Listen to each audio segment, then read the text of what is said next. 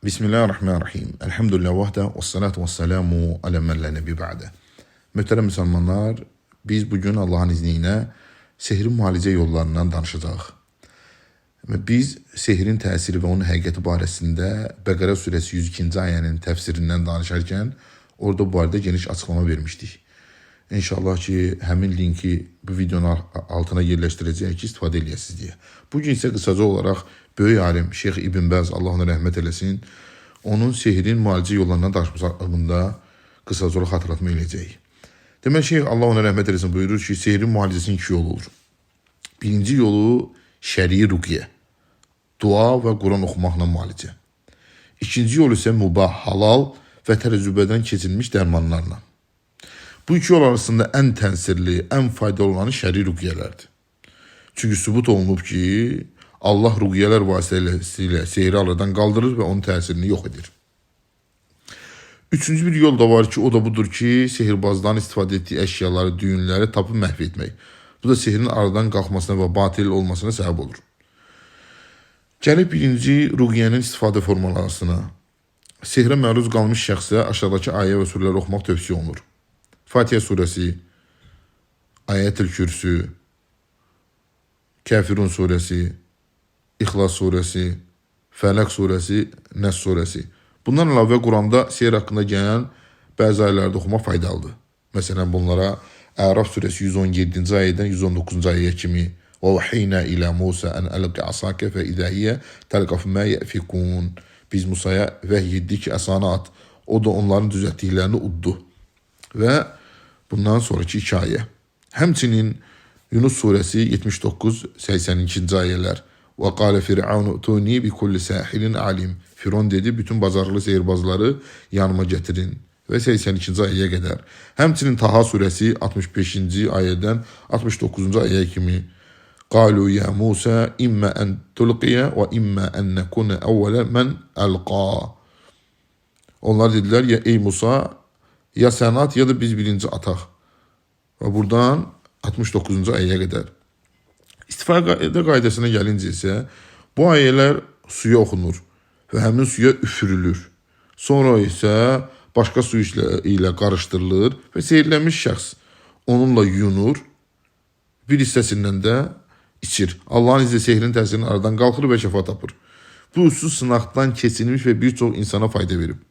Əlavə olaraq qeyd edək ki, suya 7 ədəd təzə yaş sidr ağacından yarpağın döyülərək əlavə oluna bilər. Bu daha faydalı olur. Sehirlənmiş şəxs həmin sudan bir qədər içir, qalanı ilə isə yuyunur. Digər müalicə vasitələrinə gəlincə, bəzi təbii halal vasitələrində sehrin aradan qalmasına faydalı ola bilər.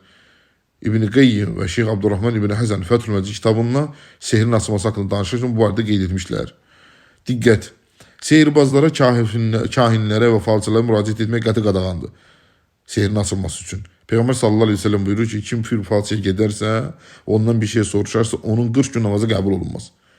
Kim də bir kahinə gedər, falçıya və onun dediklərinə inanarsa, Muhammedə nazil olmuşu inkar eləmiş olar. Sehri yalnız sehirbaz aça bilər deyənlər var.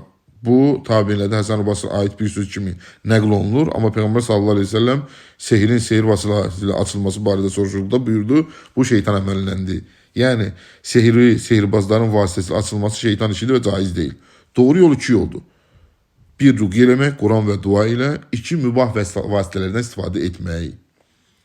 Hafiz İbn Həcər, Allah ona rəhmət eləsin, buyurur ki, yaş sidr ağacının 7 yarpağını götürüb, iki daş arasında əzin, sonra isə həmin suya Ayətül Kürsü və Qavaqil surələri oxuyun. Qavaqil surələri hansılardır? Qul sözünlə başlayan surələr, bu da Quran-ı Kərimdə 5 surədir. Cin surəsi, Kafirun surəsi, İxlas, Fələq, Nəs. 5 surədir ki, onlar Qavaqil adlanır, qullə başlayır. Sonra bu sudan 3 qurtum içsin, qalanlı isə yunsun. Bu insanda olan bütün zərər aradan qaldırır, həmçinin ər və arvad arasında, yəni maneyi yaranan kişilər və ya da qadınlar üçün çox faydalıdır. Bunu Hafiz İbn Həcər Fəthül Bari kitabında 10-cu cild 233-cü səhifədə qeyd etmişdir. Alimlərin burada tövsiyəsi odur ki, yəni birinci Quran və sünnədən gələn ruqyələrlə, Quran və sünnədə olan dualar və ayələrlə. İkincisi isə sünnədə yoxdur belə şeylər. Quranda da yoxdur. Su içirmək və s. və s. və s. Sidir. Sadəcə olaraq təcrübədən keçilmiş faydalı şeylərdir. Təcrübədən keçilmiş faydalı şeylərdir. Yəni bunu deyən, icazəli görən alimlər belə bunu Peyğəmbər sallallahu əleyhi və səlləm nisbət eləmirlər. Sadəcə deyirlər ki, bu üsul təcrübədən keçirilib. Necə ki, məsələn, təbabətdə də müəyyən şeylər var ki, təcrübədən keçirilib və görülüb ki, faydalıdır, onu insanlar istifadə edirlər. Bunlar da o qəbildəndir. Bunlar da o qəbildəndir və bunların alimlər deyirlər ki, yuxarıda da vurğuladıq, ən üstünü Quran-ı Kərimlə müalicədir. Xüsusən də Fatihə surəsindən. Çünki Fatihə surəsi bəzi rivayətlərdə gəlib ruqiyyədir. Böyük alim İbn-i Qayyim, Allah ona rəhmət eləsin, buyurur ki, mən Məkkədə olanda müəyyən xəstələrə yaxalandım, yəni düçar oldum, özümü yalnız Fatihə surəsindən müalicə etmişəm. Və buyurur ki, mən Fatihə surəsini oxuyurdum zəmzəm suyuna, sonra üfürürdüm, yəni tüpürməylə üfürməyin arası və içirdim o zəmzəm suyunu. Sanki bədənimdən xırda daşlar necə tökülürsə o cür xəstəliyin çıxdığını hiss edirdim. Allah subhanahu faydalı eləsin və bu cür bəlaya düçar olmuş müsəlmanlara şəfa versin. Düzünü Allah bilir. Və sallallahu aleyhi nəbiyyinə Muhammedin və alə əli və sahbihi ecməin.